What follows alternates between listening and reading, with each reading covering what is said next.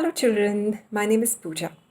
I'm sure we've all grown up with that one little toy which has always been our very favorite, right? So let's listen to a nice Velveteen Rabbit story. Once there was a Velveteen Rabbit. She was fat and bunchy as a rabbit should be. Her coat was spotted brown and white. He had real thread whiskers and his ears were lined with pink satin. On the Christmas morning, the boy picked his red socks, stuffed the rabbit in there along with a little twinkling star, and put it up in the Christmas tree. Along with the rabbit, there were many other things in the stockings like the nuts, the orange, the almond, the toy engine. For at least 2 hours, the boy kept playing with the rabbit. And then arrived the uncles and the aunties and the friends. And they started to unpack their Christmas gift. Everybody were excited, and some found a mechanical toy, some found an engine, some found a boat, and the little rabbit was forgotten. The rabbit was picked and kept up in the cupboard for a long, very time, and nobody even thought and played with the rabbit. He was naturally very shy and being made of, he was only made of velvet, and the rest of the toys were made of very expensive things and had a very modern outlook. The mechanical toys were very superior, and every time they walked near the Velvety Rabbit, they teased him and showed off how they could make great music out of them. The model boat, who sat beside the Velvety Rabbit, always narrated to him how he looked like a real boat and how he could make a noise which was like a real boat.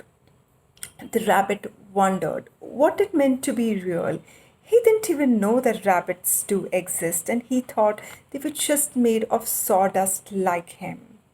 Even the Timothy, which was a wooden lion who walked all around the room, kept teasing the velvety rabbit, and the rabbit wondered whether is this how he's meant to be made. He finally made friends with the skin horse. The skin horse had long lived in the nursery than any others.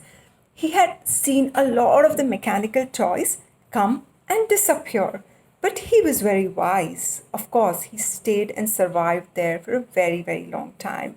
And he knew what the nursery magic is and how wonderful it meant for children to play with the toys.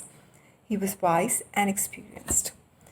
The rabbit asked the horse, "What is real? What is real? Will I be real someday? Does it mean I'm having buzzing things inside me, or something that just sticks out of my head?" So the horse said, "Real isn't how you are made." It said, "It's things that happen to you when a child loves you for a long time. Not just to play with you, but really loves you. You become real." "Does it hurt to be real?" asked the rabbit. "Sometimes," said the horse, for he was always truthful. Remember, he was wise. "When you're real, you don't mind being hurt." "Does it happen all at once, like being wounded up?" asked the rabbit. The horse said, "It doesn't happen all at once and all time, right? Generally, by the time you're real, most of your hair has been taken off, your eyes dropped off, you may loosen your joint, and you start to look very shabby.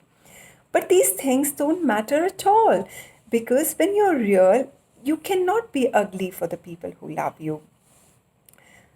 "You are real, I suppose," said the rabbit to the horse, and the horse smiled.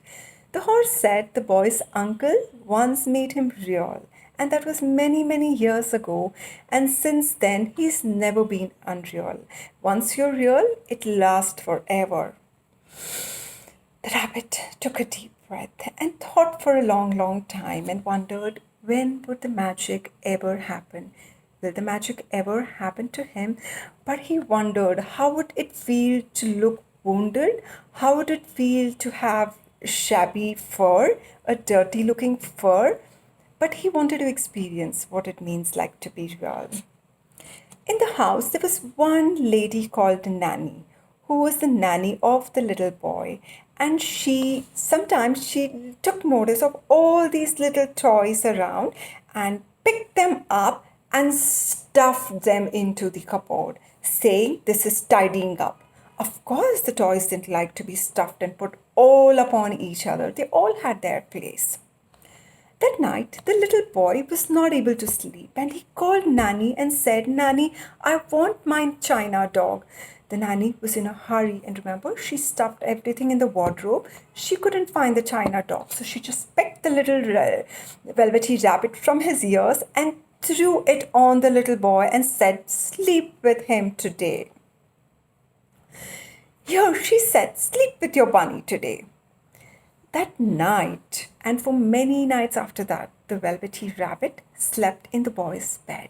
Yes, in the boy's bed. At first, he found that pretty uncomfortable. The boy hugged him very tight. He rolled over him. He pushed him sometimes. Sometimes he put his pillow on him, and sometimes he put his leg on him. The rabbit missed the conversations with the horse, and he missed his cupboard. But he started to like it. The boy was now very fond of him. He would make tunnels inside his bed, under his rug, and play with the rabbit. He would come to the rabbit's ears and whisper secrets. He would tell him about his friends. He would tell about Nanny, and he would laugh along with him. Now, the boy took the rabbit wherever he went. He went to the park, to the garden, to the ride, and sometimes also to the picnic on the grass. One evening, the boy left the rabbit in the grass in the ground. And he came back home and he could not sleep. He told his nanny to go find rabbit and get the rabbit back to him. The nanny bought the rabbit and put it on his face and said, "Hey, take this fussy toy of yours." The boy was very upset that evening, and he said his nanny that he's not a toy. "You must be joking. He is real. He is my friend." That's when the little rabbit heard what the little boy said, and he was very, very happy and excited. Yes, he heard he was real.